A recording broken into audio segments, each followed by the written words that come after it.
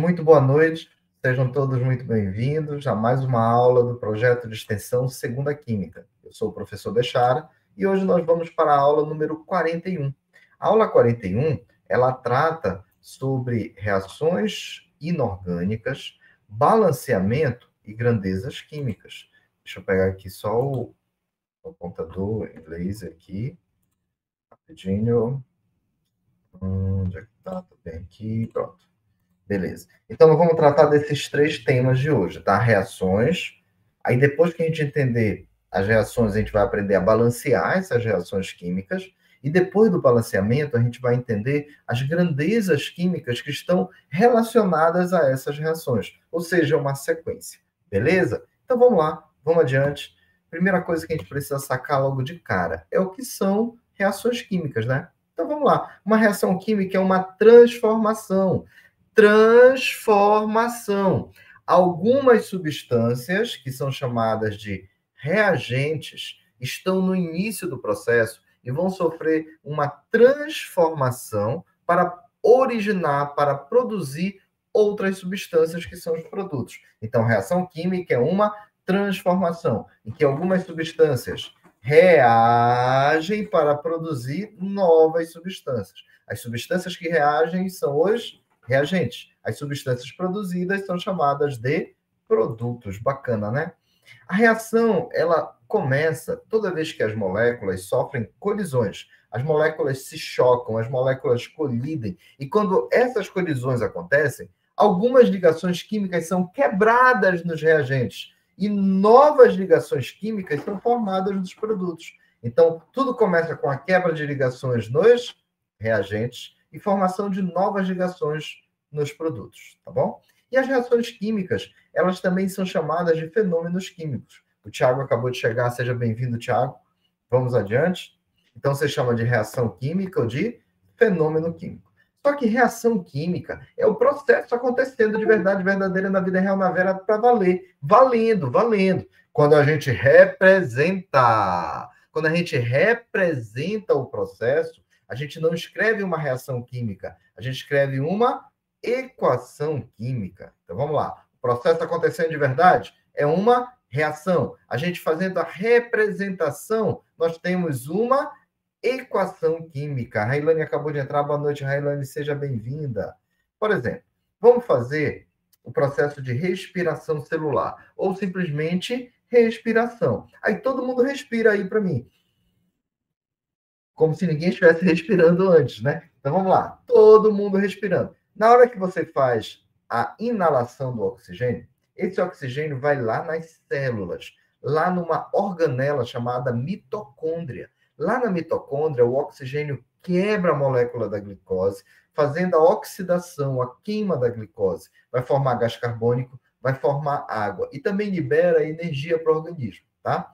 O fato é que quando a gente respira, a gente inala o oxigênio para quebrar a glicose e vai produzir gás carbônico e água. Então, olha lá, eu acabei de escrever aqui, olha. O que eu estou escrevendo aqui? Que a glicose com a fórmula C6H12O6 reage com 6 mols de oxigênio, que é O2, para produzir, tá vendo essa seta aqui? Ela é o sentido da transformação. Esta seta é o sentido da reação química, para formar 6 mols de gás carbônico e 6 mols de água. Então, aqui eu tenho uma equação química que representa a reação da respiração. As espécies químicas que vêm antes da seta, nós chamamos de reagentes. As espécies químicas depois da seta, nós chamamos de produtos. E essa seta, ela é o sentido da transformação, é o sentido da reação química. Beleza? Esses números que aparecem na frente, eles são importantes para a gente fazer a quantificação das substâncias que foram consumidas e que foram produzidas. Esses números aqui na frente, toda vez que eles estão numa proporção na forma de menores números inteiros possíveis, eles são denominados de coeficientes estequiométricos. Coeficientes estequiométricos. A Yasmin acabou de entrar, seja bem-vinda, Yasmin, boa noite. Então, aqui nós temos uma equação química, boa noite, querida, que representa a reação da respiração celular. Então, fala aí para mim, o que é reação química? É uma transformação. Como é o nome das substâncias que vão reagir? Reagentes. Como é o nome das substâncias que serão produzidas? Produtos. Quando o processo está acontecendo de verdade, é uma reação química. Quando você representa, você escreve uma equação química. Fechou? Bacana? Legal? Dá para sobreviver? E quando a gente escreve essa equação química, a gente precisa usar uma certa codificação.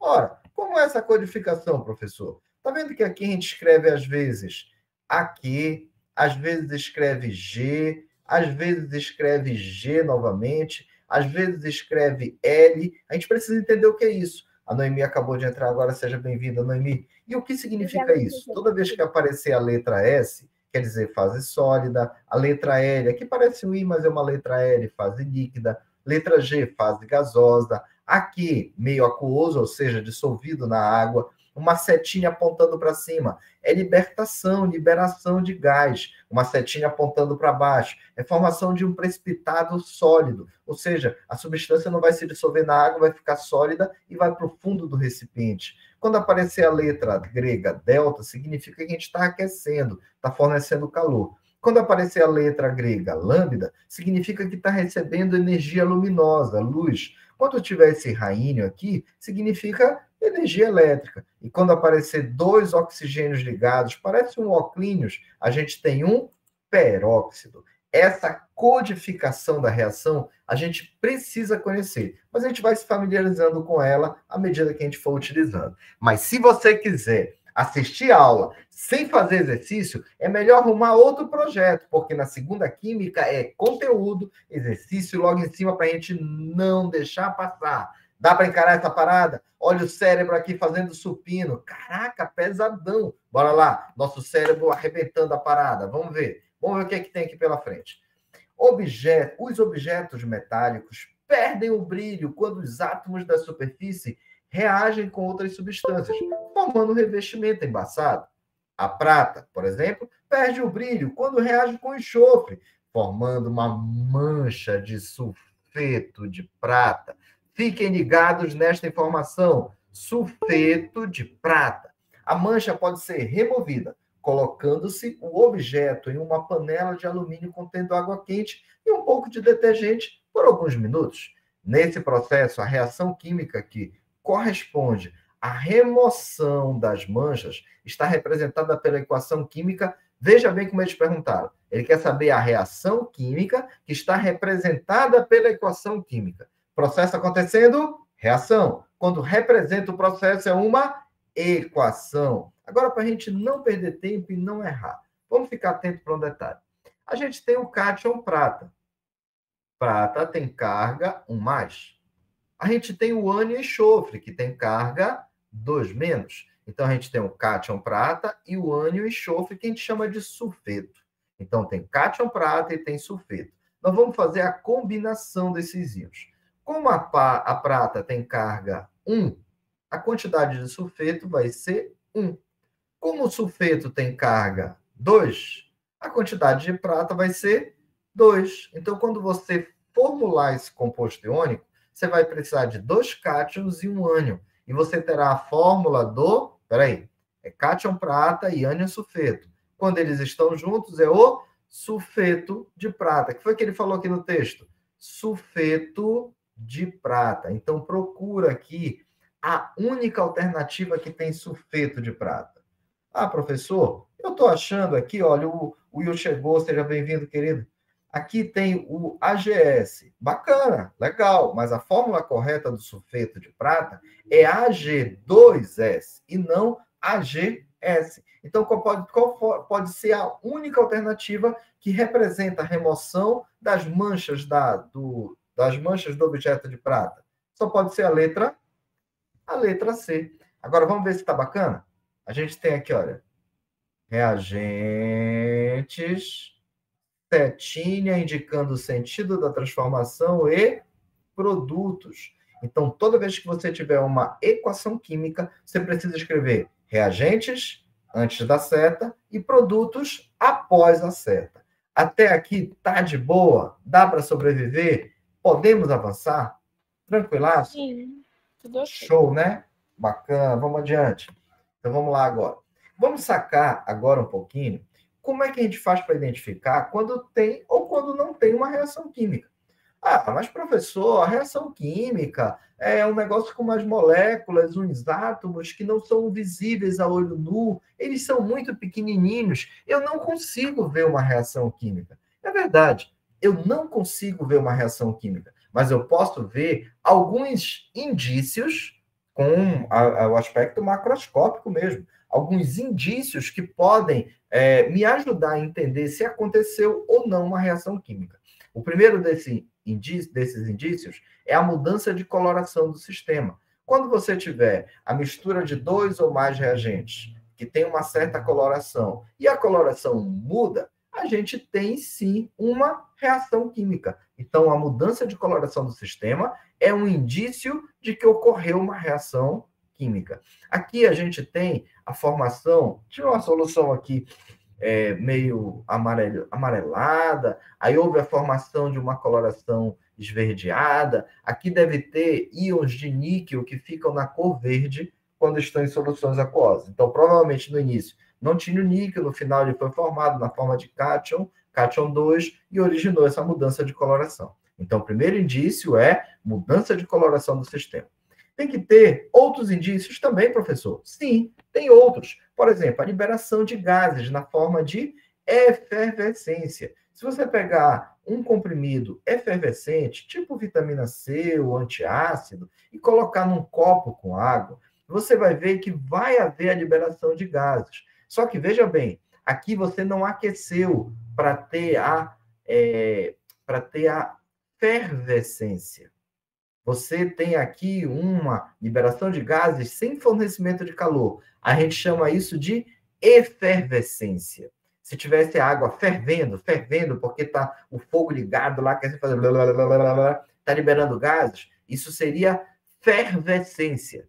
Quando ferve, entre aspas, sem fornecer calor, a gente chama de efervescência. Portanto, esses comprimidos, que se dissolvem na água liberando gases, eles são chamados de comprimidos efervescentes. E aqui nós temos a comprovação que ocorreu uma reação química. Então, o primeiro caso é mudança de coloração, o segundo caso é liberação de gases por meio da efervescência. Outra forma de a gente ter certeza que aconteceu a reação é quando ocorre a formação de um precipitado. Precipitado também, muitas vezes, é chamado de corpo de fundo, porque é um sólido que é formado, que não vai se dissolver na água e vai para o fundo do recipiente na forma de um composto insolúvel. Então, se você tem aqui todo mundo dissolvido em água, aí você mistura os componentes e um desses produtos não se dissolve na água, a gente vai chamá-lo de corpo de fundo ou precipitado, e a gente vai ter certeza que aconteceu uma reação química. Ora, mas por quê? Porque alguém se transformou em outro alguém. Então, teve reagentes originando produtos. Beleza? Mais um indício para a nossa ideia aqui. Mudança de coloração, liberação de gases, de formação de precipitado ou corpo de fundo.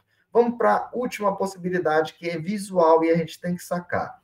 Pode ser que uma reação química só ocorra se a gente fornecer calor para ela, ou ela ocorre liberando calor para o meio. Então, sempre que tiver variação de temperatura do sistema, sempre que tiver variação de temperatura, é indicativo que ocorreu uma reação química, podendo ter aumento da temperatura ou diminuição da temperatura, desde que haja absorção de calor ou liberação de calor, respectivamente. Beleza? Então, quais são os indícios? Vamos lá. Mudança de coloração, liberação de gases por meio da efervescência, formação de corpo de fundo e variação da temperatura. Esses são os indícios visuais e macroscópicos que a gente pode indiretamente confirmar que aconteceu uma reação química, tá bom? É mais ou menos como se fosse assim.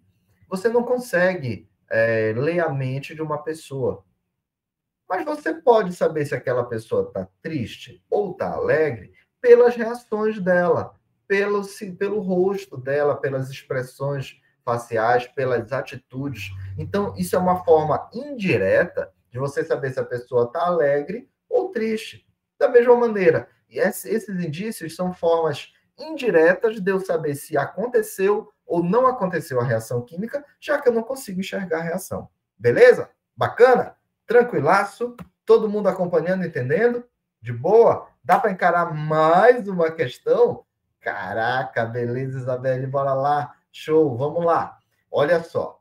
Uma transformação química evidenciada pela formação de precipitado ocorre quando são misturados. Olha lá, isso aqui é da Faculdade de Tecnologia de São Paulo. O cara está querendo saber quando é que a reação química vai ser evidenciada, vai ter um indício que a reação aconteceu pela formação de um precipitado.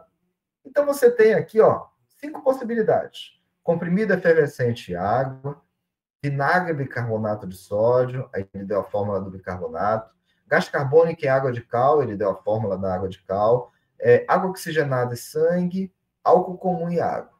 Então vamos lá. Comprimido efervescente na água não vai formar o precipitado, vai liberar gases. Então não serve aqui para gente. O vinagre e o bicarbonato de sódio, eles vão reagir, já que o vinagre, ele é ácido. Dentro do vinagre tem um ácido chamado de ácido acético, que pode ser neutralizado pelo bicarbonato de sódio. E aí vai formar sais solúveis, não vai precipitar nada. O gás carbônico e a água de cal vai ter reação. E essa é a resposta correta, a gente vai já ver por quê. Bora só eliminar as outras. Água oxigenada e sangue. Se você tiver um pequeno machucado e colocar um pouquinho de água oxigenada, você vai ver o borbulhamento, a efervescência. Ali não está precipitando nada. Ali está a água oxigenada se decompondo na presença de componentes do sangue. Aí a água se decompõe aceleradamente e aí você tem a liberação de gás, mas não forma precipitado. O álcool comum e a água, eles são altamente solúveis. O álcool se dissolve na água e não forma precipitado. Bom, eu já consegui interpretar, já sei que o correto é a letra C, mas bora ver como é que ocorre essa parada aqui, tá? Só para a gente fechar o raciocínio.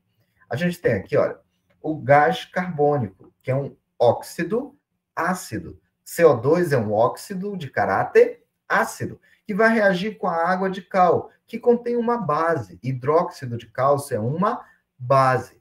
Entre um óxido ácido e uma base, vai ter uma neutralização. Só que não vai formar simplesmente qualquer sal. Vai formar o sal relacionado ao cálcio, com a presença do carbono. Vai ser o carbonato de cálcio. E aí forma a água também, uma neutralização. Só que tem um detalhe. Está vendo a letra S aqui do lado do carbonato de cálcio? Está vendo a setinha apontando para baixo? É que o sal carbonato de cálcio é pouquíssimo solúvel. Se ele é pouco solúvel, ele vai formar um precipitado. Bacana? Então a gente tem certeza que a única alternativa possível é letra C de classificado na Olimpíada Paraense de Química em 2024. Fiquem ligados nessa prova, galera. Vamos arrebentar. Ó, vou só te contar um detalhe que eu não falei antes, e agora eu lembrei. Do projeto Segunda Química da jornada anterior, jornada 2022-2023, 2 estudantes do projeto se classificaram para fazer a Olimpíada Brasileira de Química e a Olimpíada Norte-Nordeste de Química. Essas 2 estudantes vão prestar o exame da Norte-Nordeste agora, aqui em Marabá, na próxima sexta-feira. Eu consegui trazer essa prova para cá e eu mesmo vou aplicar para elas, tá bom? Então, são 2 alunas do projeto que ano passado estavam aí assistindo aula, caladinha, fechada, elas nem sequer acreditavam que isso poderia acontecer, ganharam medalha na Olimpíada Paraense de Química, vão representar o Pará na Olimpíada Norte-Nordeste de Química agora, na próxima sexta-feira, dia 17, e no mês de agosto vão representar o Pará na Olimpíada Brasileira de Química.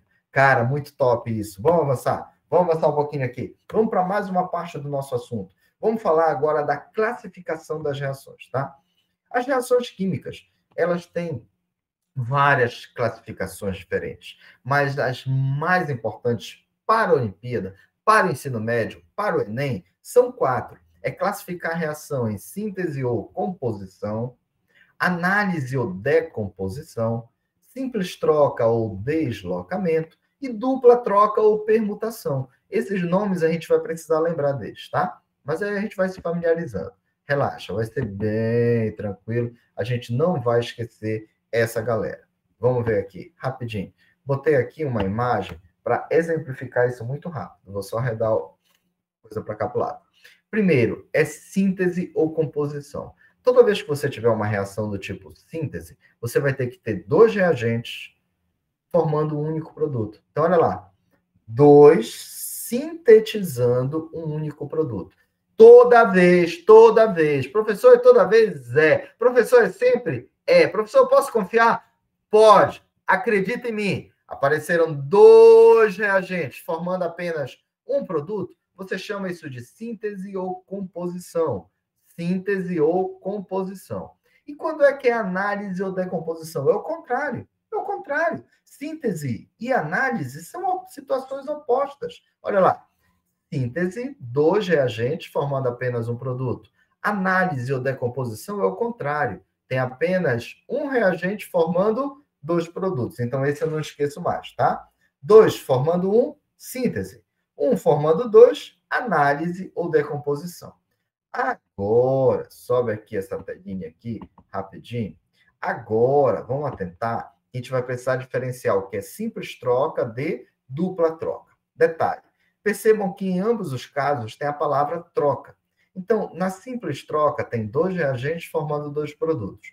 Na dupla troca, também tem dois reagentes, também formando dois produtos. Então, essa é a sacada da troca, para não confundir com síntese nem análise. Bora lá. Síntese, dois formando um. Análise, um formando dois. Acabou. Acabou. Não tem mais erro. Agora, dupla troca e simples troca, sempre nós vamos ter dois reagentes formando dois produtos. Mas, professor, se é sempre assim, como é que eu vou diferenciar a simples troca ou deslocamento da dupla troca ou permutação? É assim. Se tiver uma substância simples envolvida no reagente e também no produto, aí vai ser simples troca, porque tem substância simples. Agora, se só tem substâncias compostas, aí é dupla troca. Olha lá. Professor, como é que eu vou saber que é substância simples mesmo? É quando tem apenas um elemento químico. Apenas um elemento químico. Então, olha lá. Primeira substância, AB, reagindo com C. Então, C está sozinho, é só um elemento, substância simples. Formando AC mais B. B também é substância simples. Tem dois formando dois com uma substância simples, é simples troca. Muito fácil, não esqueço mais, acabou. Agora, olha lá. AB, substância composta. Reagindo com CD, substância composta. Formando AC, substância composta, mais BD, também substância composta. Todo mundo aqui é substância composta, é dupla troca. Beleza? Tranquilo isso.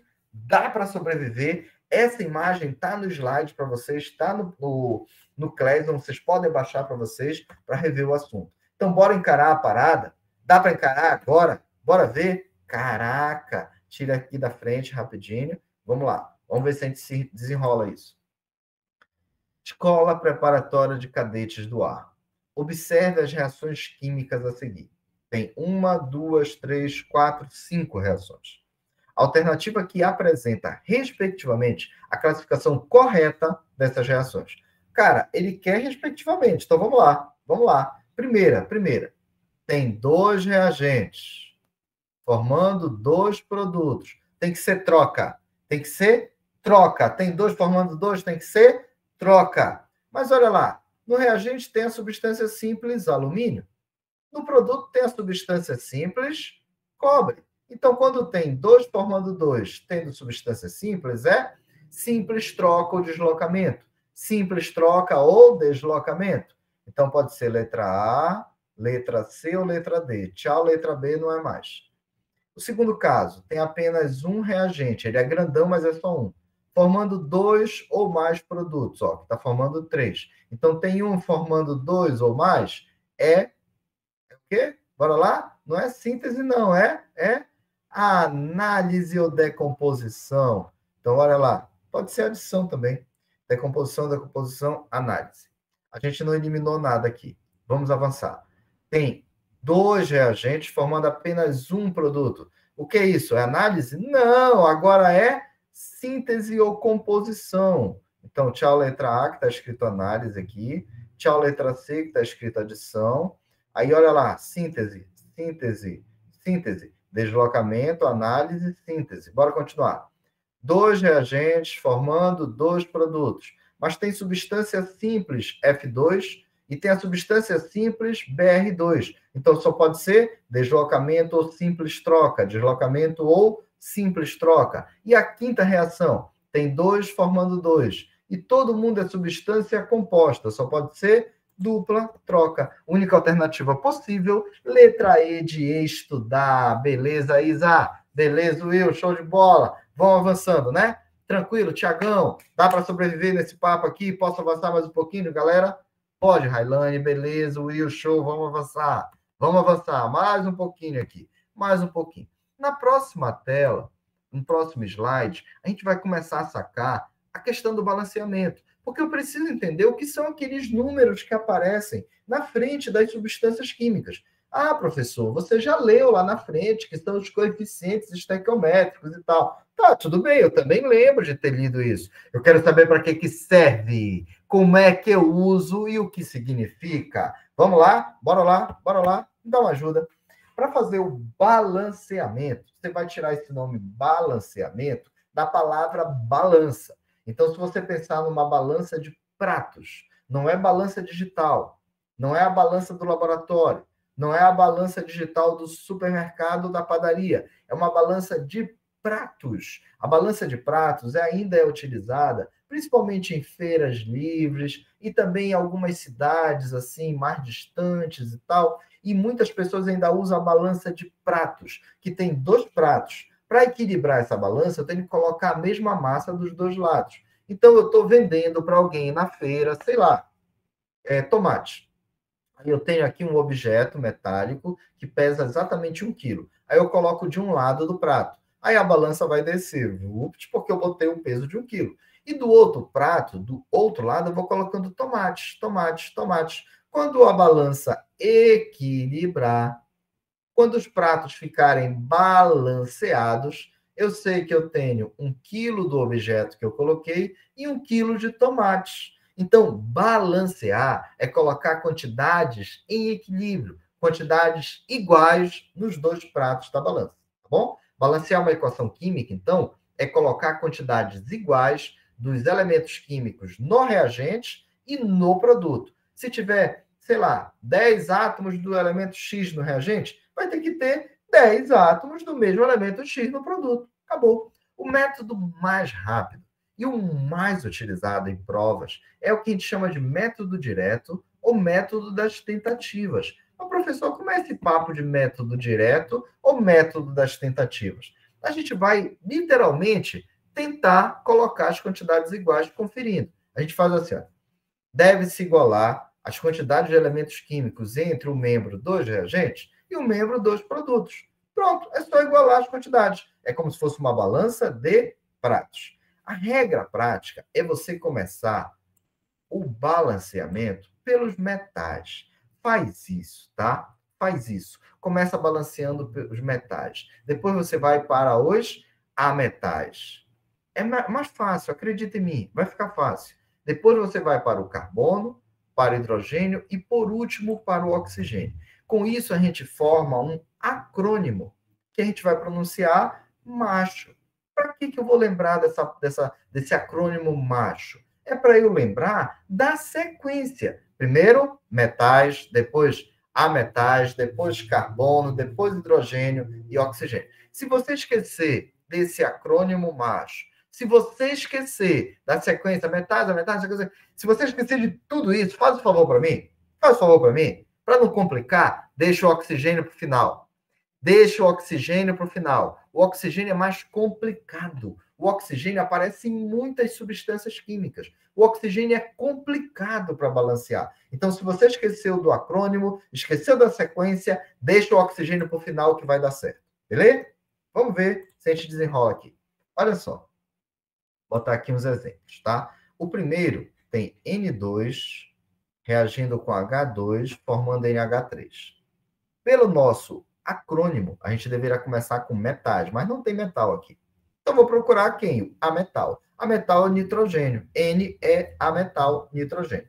Eu olho para antes da seta, que são os reagentes, e vejo que tem 2 átomos de nitrogênio. E eu olho para o produto e vejo que só tem um. Mas, professor, não tem 3 aqui? Opa, fica ligadaço aí. Esse 3 é do H, é do hidrogênio. O nitrogênio está sozinho, então tem apenas um átomo de nitrogênio e 3 átomos de hidrogênio. Então, para balancear, eu vou simplesmente colocar o número 2 aqui na frente. O coeficiente estequiométrico da frente do NH3, que eu chamo de amônia, não esquece esse nome, é importante, aparece muito em prova, amônia, eu vou colocar o número 2, porque agora eu tenho 2 átomos de nitrogênio no produto e 2 átomos de nitrogênio no reagente. Beleza. Depois do ametal, eu vou para o carbono. Como não tem carbono, eu vou para o hidrogênio. Agora eu vejo que tem 2 átomos de hidrogênio no reagente. E aqui tem 3 multiplicado por 2. Cara, 3 vezes 2 dá 6. Então eu tenho 6, meia dúzia de átomos de hidrogênio no produto. Então eu preciso colocar o número 3 aqui na frente do H2, lá no reagente. Sabe por quê? Porque eu vou multiplicar, olha. 2 multiplicado por 3 dá meia dúzia também. Então, agora eu tenho meia dúzia de átomos de hidrogênio no reagente e tenho meia dúzia de átomos de hidrogênio no produto. Tenho 2 átomos de nitrogênio no reagente e 2 átomos de nitrogênio no produto. Portanto, a equação química agora está balanceada. Acabei de colocar os coeficientes estequiométricos. Aí pode rolar uma dúvida cruel agora, e essa dúvida tem que ser falada. E se ninguém perguntar, eu vou logo falando que eu acho que está rolando. Qual é o coeficiente estequiométrico da amônia? É o número 2. Está escrito 2 aqui na frente. Qual é o coeficiente estequiométrico do hidrogênio? É o número 3. E está escrito aqui na frente. E qual é o coeficiente estequiométrico do N2? Se não tem nada escrito aí. Caraca! Não vou mais esquecer. Toda vez que não tiver nada, vale 1. Quando não tem nada, vale 1. Então, os coeficientes são 1, 3 e 2. Beleza? Agora, só para reforçar o item anterior, fala para mim qual é a classificação dessa reação química aqui. Você classifica ela como simples troca, dupla troca, análise ou síntese? Fala para eu ouvir, por favor. Ou escreve no chat. Síntese. Síntese, show. Quem foi que falou? Isabelle. Show, Isa. Como é que você sacou rápido que é uma síntese? Olha para mim. Tem quantos reagentes? 2. Formando apenas um produto. Só pode ser uma síntese. Show. Valeu, galera. Valeu. Show de bola. Beleza. Pois não. Quem falou agora foi a Noemi, né? Eu, é. Show, Noemi. Tem alguma esse dúvida? assunto no início do segundo bimestre na escola, do segundo ano. Show, maravilha. Então, aí vamos só reforçar agora. Agora, olha só, o próximo caso. Tem H2O2 em meio aquoso, originando água líquida e originando oxigênio gasoso. Esse H2O2 ele é conhecido como água oxigenada. É o peróxido de hidrogênio. Vamos lá. Sem medinhos agora, tá? Sem medinhos. Faz esse balanceamento aí para mim. Quero ver se vai dar certo isso. Alguém poderia pensar assim, olha. Eu acho que já está balanceado, porque eu estou vendo aqui, olha, 2 hidrogênios no reagente, 2 hidrogênios no produto. Eu acho que está tudo certo. Cuidado, hein? Tem 2 oxigênios no reagente e 1 mais 2, 3 oxigênios no produto. Então, não está balanceado. Professor, e agora o que é que eu faço? Lembra do nome do método? Método das tentativas. É para você tentar. Se com o número 1 não deu certo, vamos tentar com o número 2? Pode ser que dê. Quantos átomos de hidrogênio tem agora no reagente? 2 vezes 2? 4. Então, aqui, eu vou colocar o número 2 na frente da água, porque agora no produto também tem 4 átomos de hidrogênio. 2 multiplicado por 2, 4. Agora, vamos ver os oxigênios? No reagente ficou 2 vezes 2, 4 também. Eu tenho 4 átomos de oxigênio no reagente. E no produto? Bora aqui na água primeiro. Aqui, oxigênio é 1 só, tá? Na fórmula é 1. 1 vezes 2, 2. No gás oxigênio tem 2. 2 mais 2, 4. Caraca, tá tudo balanceado. Agora que a gente já fez esse balanceamento, quais são os coeficientes estequiométricos? Da água oxigenada, 2. Da água, 2. E do gás oxigênio, 1. A propósito, qual é a classificação dessa reação? Tem um reagente formando 2 produtos. Qual é? Decomposição ou análise. Show! Maravilha! Quem falou agora? A Isabelle. A Isa. Desculpa, Isa, não reconheci a voz. Foi mal. Vou reconhecer na próxima, prometo. Vamos lá, rapidinho agora. Caraca, velho. Agora o bicho vai pegar. Agora é uma reação grandona. Grandona. Bora ver como é que vai desenrolar essa parada. Alumínio é metal, tá? Então vamos começar pelo alumínio. Tem um alumínio no reagente e tem 2 alumínios no produto. Então eu já vou colocar o número 2 na frente do alumínio do reagente. Já balancei o alumínio. Agora eu vou balancear o enxofre, porque enxofre é a metal. Aí eu estou vendo aqui, olha, tem um númerozinho 3 aqui do lado de fora. Então esse número 3 aqui, do lado de fora dos parênteses, no produto, eu vou multiplicar pelo enxofre. Então tenho 3 átomos de enxofre. Caramba, no reagente só tem um enxofre. Então vou colocar o número 3 aqui na frente. E agora eu tenho 3 átomos de enxofre no reagente e no produto. Agora, o alumínio é metal, está balanceado. O enxofre é metal, também está balanceado. Aí vamos procurar carbono, não tem. Então, bora para o hidrogênio agora. Vamos ver quantos átomos de hidrogênio tem aqui. Aqui nessa fórmula é AlOH3, então indica que tem 3 átomos de hidrogênio. Mas como tem um número 2 aqui na frente, eu vou multiplicar. 3 vezes 2, 6. Então, por enquanto, tem 6, meia dúzia de átomos de hidrogênio. E aqui eu tenho H2 na fórmula, mas eu vou multiplicar por 3. 2 vezes 3, 6 também. Então, tem 6 mais 6, 12. Uma dúzia de átomos de hidrogênio. Aqui, no sulfato de alumínio, que é o sal, não tem hidrogênio, mas na água tem. Então, vou ter que dar um jeito de balancear. Tem que ter 12 átomos de hidrogênio no produto. Aí eu coloco 6 na frente da água. Bacana? O oxigênio aqui já saiu balanceado. Cara, toda vez que você segue essa sequência aqui, normalmente deixando o oxigênio para o final, se você esquecer do acrônimo, ou esquecer que começa com metal, esqueceu, deixa o oxigênio para o final que vai dar certo. Eu quero a classificação dessa reação. Tem 2 reagentes formando 2 produtos, hein? Não tem substância simples. Dupla troca. Dupla troca ou permutação. Show de bola, galera. Vocês estão arrasando. Cara, essa Olimpíada vai ser show. Bora lá. Agora, a última reação. Olha lá. Tem iodeto de potássio reagindo com o gás cloro, formando cloreto de potássio e o iodo. Só que esse iodo aqui não é gás, não. Ele é sólido e olha a setinha lá para baixo, tá? Tá formando um precipitado. Vamos ver. Vamos balancear essa parada? A gente tem que pensar assim, olha. A gente começa a balancear pelo metal.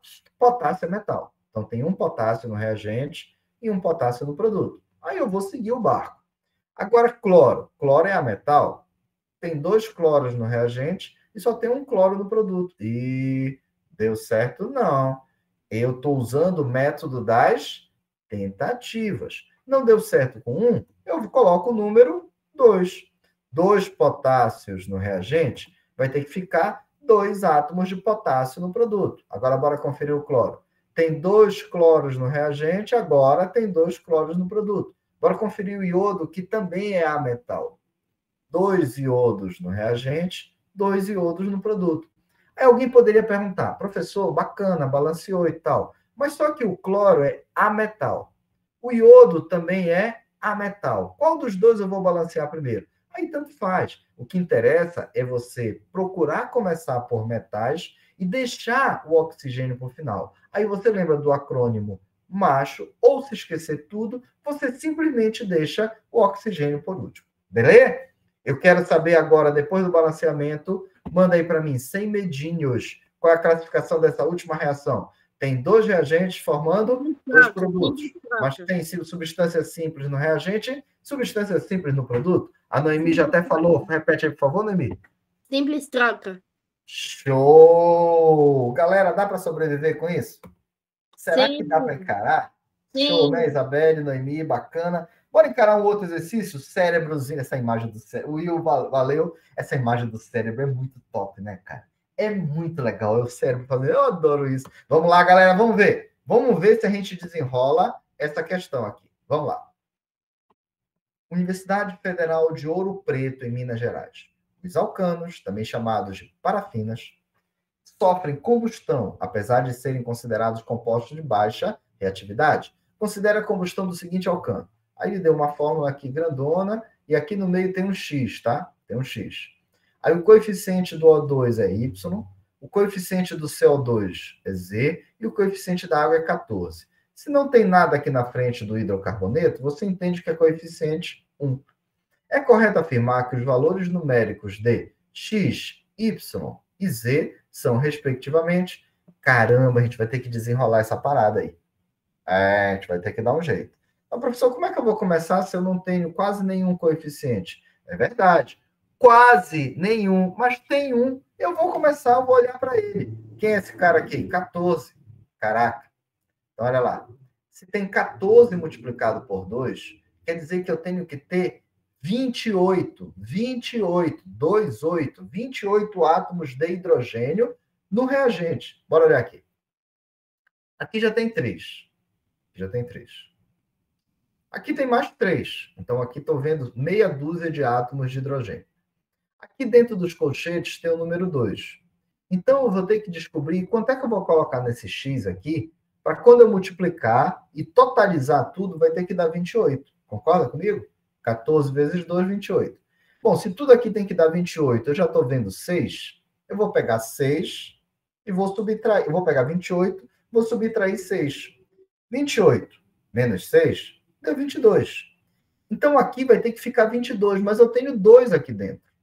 Então, eu vou colocar o número 11, porque 11 vezes 2 dá 22.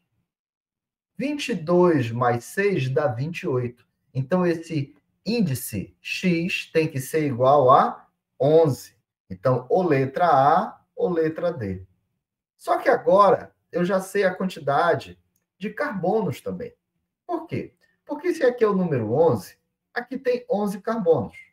E aqui tem mais um, 12. E aqui do lado de fora tem mais um, 13. Então tem que ter 13 átomos de carbono. Então esse coeficiente Z vai ter que ser 13. Então o Z tem que ser 13.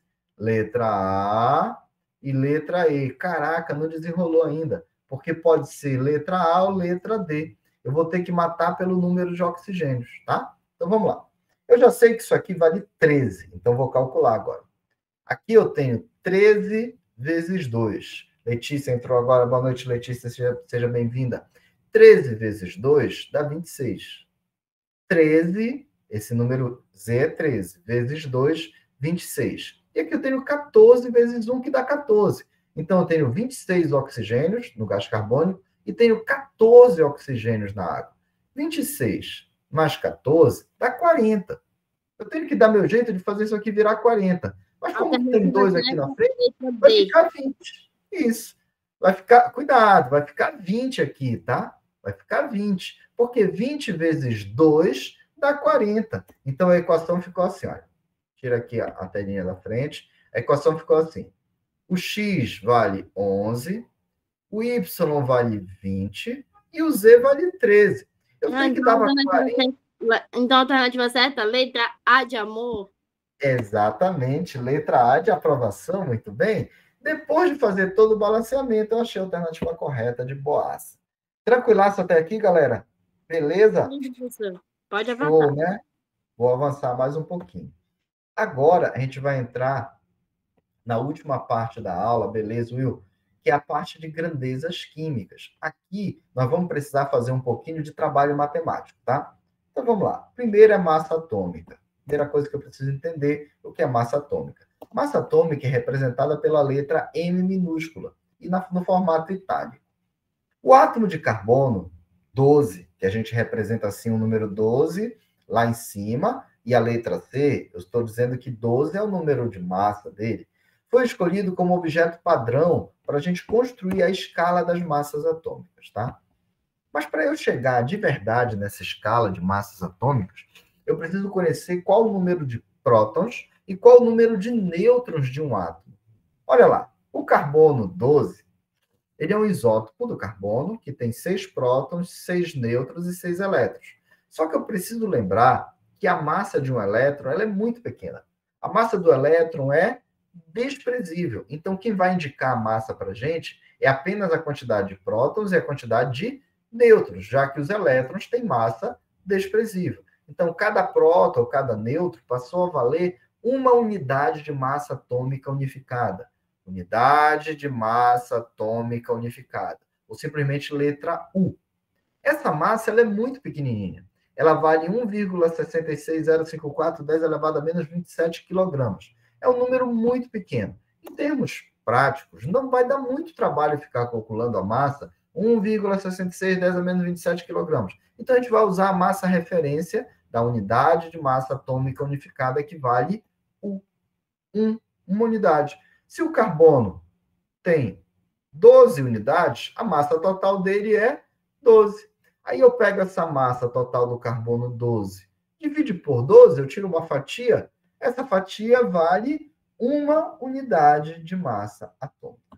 Ô, professor, por que a gente vai usar como referência a massa do próton e a massa do nêutron? É porque é o seguinte, o nêutron ele é um pouquinho maior do que o próton, mas a quantidade de diferença é tão pequena que a gente arredonda para 1. Então, um próton vale uma unidade de massa atômica unificada, o nêutron vale uma unidade de massa atômica unificada, vale 1 para 1 praticamente. Como o elétron é muito pequenininho, vale 0,00, pronto, a gente desconsidera, tá? Então, em termos práticos, a massa de um próton é igual à massa de um nêutron, e ambas valem uma unidade de massa atômica unificada. Essa é a referência para a massa atômica. É o número de prótons mais o número de nêutrons. Mas aí, quando a gente começa a falar isso, a gente gera uma duvidazinha, que é a relação entre número de massa e massa atômica. Por quê? Quando a gente está no início dos estudos de química, a gente aprende que o número de massa é a soma de prótons mais nêutrons. E aí, agora, na aula de hoje, o professor vai mostrar que massa atômica também depende de prótons e nêutrons. Mas tem um detalhe, número de massa é diferente de massa atômica. Vamos ver. O número de massa indica a quantidade de partículas, tá? Ou seja, quantos prótons e quantos nêutrons tem. É isso. A massa atômica, ela vai ser quase o mesmo valor, mas ela não indica o número de partículas. Ela indica a massa relativa do átomo. Então, olha lá. Número de massa é para dizer quantas partículas tem. E a massa atômica é para dizer quanto é a massa dessas partículas. E uma coisa bem curiosa que a gente precisa perceber é que se você pegar agora e for olhar a tabela periódica, que eu até tenho uma tabela periódica aqui, tenho aqui em algum lugar, aqui, ó. Essa tabela está na internet, disponível, muito bacana. Você pode vir aqui, passar o mouse em cima de algum elemento, e aí ele te dá as informações. Eu parei o mouse aqui em cima do alumínio. E ele me deu o valor da massa atômica do alumínio, que é quase 27, tá? Não é 27 exato, mas é bem próximo de 27. Aí, olha, bora ver a explicação. O alumínio tem o alumínio 27. Quando a gente quer saber o número de partículas que tem no átomo de alumínio, é a soma de prótons e nêutrons. Essa soma dá 27. Mas essa soma dá 27 exatamente. Mas a massa que essas 27 partículas representam, não é exatamente 27. É uma massa aproximadamente igual a 27. Então, a gente vai ter a seguinte relação. Número de massa é sempre um número inteiro. Por quê? O número de massa indica a quantidade de partículas. O número de massa indica a quantidade de partículas. Acabou. É para dizer quantos prótons e quantos nêutrons tem, acabou. É a quantidade. E a massa é para indicar a massa relativa do átomo. Então, a massa atômica, ela sempre é um número quebradinho, e o número de partículas é um número inteiro, tá? E aí alguém poderia até pensar assim, mas professor, por que a soma não dá um número redondo? Porque existe um fenômeno chamado de efeito de empacotamento ou defeito de massa. E o que é esse efeito de empacotamento ou defeito de massa? É que os prótons e os nêutrons, eles têm uma massa quando eles estão isolados. Mas quando eles se juntam para formar o núcleo de um átomo, Eles se juntam, se conectam, se ligam e liberam energia. Quando eles liberam energia, a massa deles diminui um pouquinho. Mas, professor, peraí.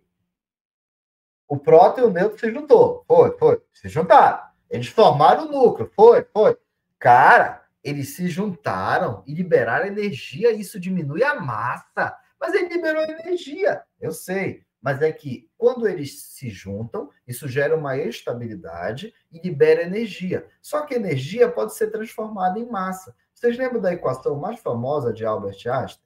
Que diz que energia é igual a massa vezes aceleração da luz, a velocidade da luz, ao quadrado. Então, se você pegar e passar essa velocidade da luz dividindo a energia, você acha o valor da massa. Então, massa e energia são interconversíveis, tá? Efeito de empacotamento ou defeito de massa. Há uma pequena diferença entre o número de massa e a massa atômica, que pode ser explicada pelo efeito de empacotamento ou defeito de massa. A pequena redução de massa é decorrente da energia de estabilização do núcleo. Aí a energia é liberada, tá? E quando libera energia, diminui um pouquinho a massa. É por isso que a massa atômica é sempre um número quebradinho e é um pouquinho menor do que a soma de prótons mais nêutrons. Beleza, galera? Dá para avançar um pouquinho? Tranquilaço? Sim, só falta 3 minutos para terminar a aula. Tá, mas a gente começou um pouquinho depois, aí a gente vai passar um pouquinho hoje, tá, Noemi? E aí, também, hoje não vai ter aula do professor Ricardo, e aí vocês vão ser liberados, mas vai passar um pouquinho, mas ainda vai parar mais cedo.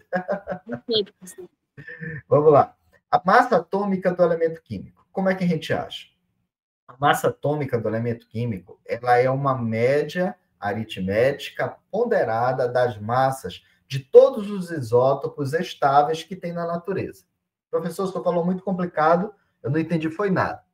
Falou R$10, eu não entendi 10 centavos. Olha só. Massa atômica do elemento químico. A massa atômica de um elemento é obtida pela média aritmética ponderada das massas dos isótopos mais estáveis na natureza. Por exemplo, o cloro.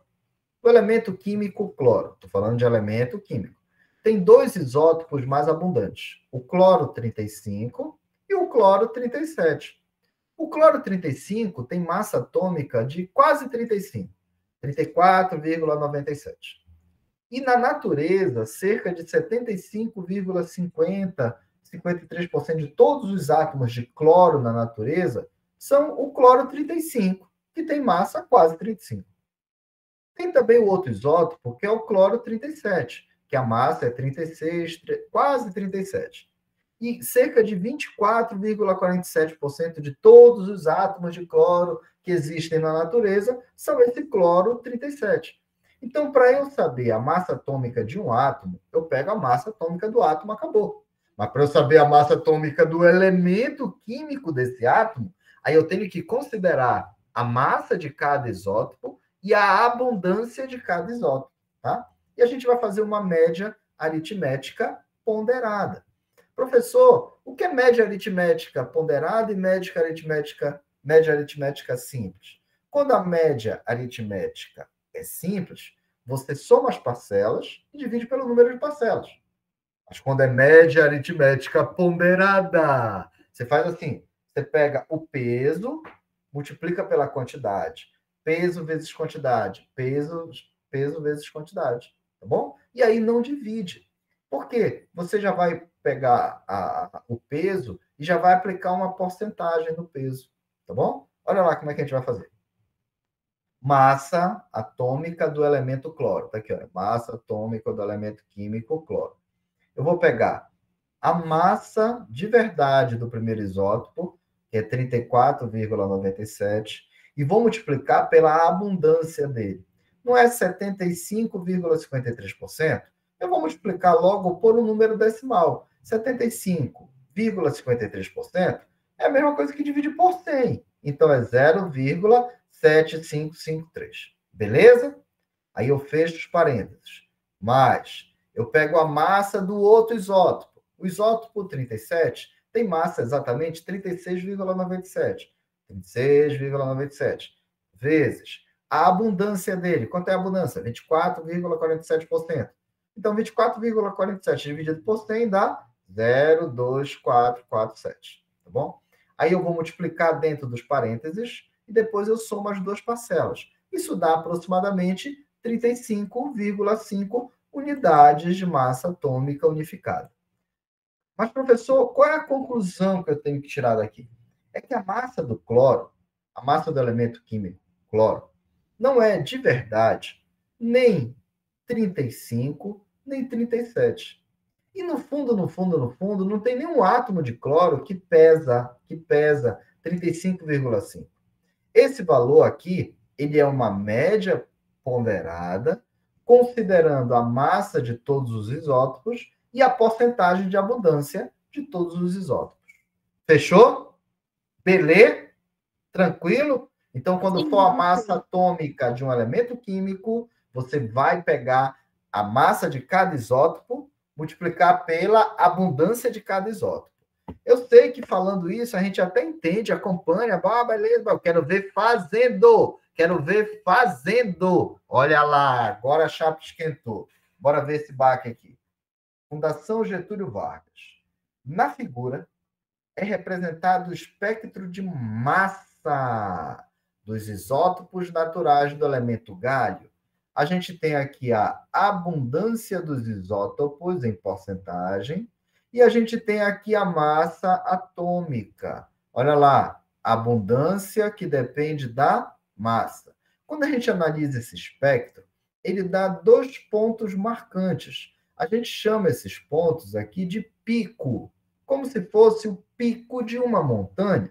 Por quê? Porque quando a gente vai fazer a indução dos elementos químicos dentro de um espectrômetro de massas, que é um equipamento um pouquinho sofisticado, esse equipamento vai identificar aquele isótopo pela massa dele.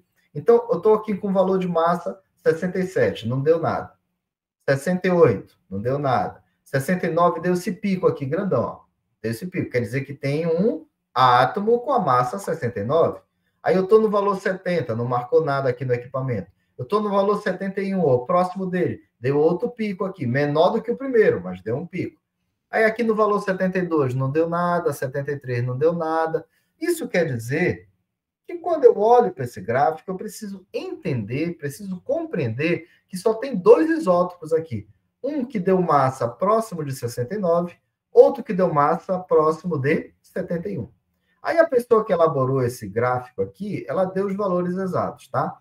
O valor desse pico grandão é 68,9 U, unidades de massa atômica unificada. Esse outro pico, que não é tão grande, ele deu próximo de 71, o valor dele é 70,9. E só tem esses dois, tá? Só tem esses dois. Se só tem esses dois, quer dizer que a soma deles é 100%. Então, se o primeiro aqui é, por exemplo, 80%, o segundo tem que ser 20%. E só tem esses dois. E o primeiro não pode ser menor que 50%, porque tá vendo que o pico é mais alto? Então, esse primeiro aqui de 69, ele tem que ser, por exemplo, 60% e o segundo 40%. Ou ele tem que ser 70% e o segundo 30%. Ou 90%, mas não pode ser menor do que 50%. Tá bem claro isso aqui, por enquanto? Sim, professor. Bacana. A abundância isotópica em percentual inteiro do isótopo 69 é... Cara, ele quer saber quanto é essa porcentagem aqui. Eu sei que ela é maior que 50%. Só que se eu vier para as alternativas, eu só consigo eliminar a letra A. Porque todas as outras são possíveis, ó. 55, 60, 65, 70. Então, vou ter que partir para uma relação matemática. E a gente vai desenrolar essa parada. Primeiro, esse maior eu vou chamar de abundância A. O menor eu vou chamar de abundância 1 menos A. Tudo bem? Professor, o primeiro eu entendi que o senhor chamou de A. Para mim faz até sentido, poderia ser X, Y, Z. Eu chamei de A da palavra abundância. Agora, esse segundo eu não entendi porque ficou 1 menos A. O todo é 100%, tá? O todo é 100%. 100%. É 100 dividido por 100. 100 dividido por 100 é 1. Então, 100% é a mesma coisa que 1. 100% é a mesma coisa que 1. Se esse bonitão aqui vale A, a soma deles tem que dar 1, o próximo só pode ser 1 menos A. Foi por isso que eu chamei dessa forma. Beleza? Agora, a gente vai para a relação matemática. Olha só. A massa atômica do galho vai ser igual a massa do isótopo vezes a abundância do isótopo 69, mais a massa do isótopo 71 vezes a abundância do 71. Só que a massa do 69 eu chamei de M. A massa do 71 eu também chamei de M. E eu tenho esses valores aqui, olha. 68,9 e 70,9. A abundância do 69 eu chamei de A. A abundância do 71 é 1 menos A. Então, vamos ver. Bora adiante aqui. A massa do elemento, ele me deu aqui embaixo. Massa do elemento, 69,7. No lugar de massa, eu coloco 69,7.